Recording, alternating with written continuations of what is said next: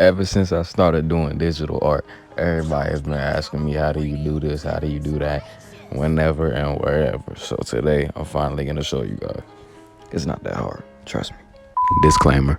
This tutorial is not for people who are just trying to start Photoshop. This tutorial is for people who probably have already taken beginner classes, for people who are on the beginner level, who know the basics of Photoshop and want to, exercise those tactics they've learned. Let's go. Go to your browser, preferably Google, and you're gonna start by looking for an artist of your choice. In this instance, I'm using Lil Baby. He's a very well-known hip-hop artist with multi-platinum selling records. You want to make sure the picture you find is very high resolution so that it'll be easier to track when you're cutting it out in Photoshop. Then you're gonna want to find an advisory label, again, of your choice. It doesn't matter. I just chose this one because this is what most artists use and it seems to work. You're gonna want to make sure you type in PNG at the end of your search. A PNG file is an image with a transparent background, so there won't be any background when you stick it into Photoshop. It'll just be the image you're looking for. When creating a new document, you want to make sure you put the size at 7 by 7 inches.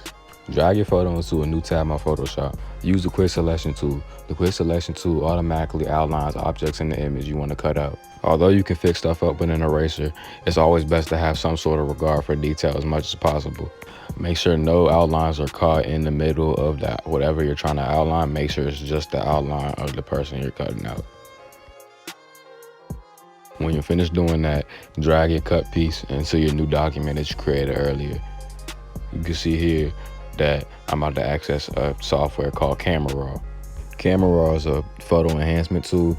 To just put it bluntly, it helps you create your own filters. What's on the screen right now is the settings I use to make the photo look like that. Change your background to black, then access your paintbrush tool. Make sure you're on your photo layer and not the background layer. What you see me doing here is just me lightly painting around his portrait with the black paintbrush.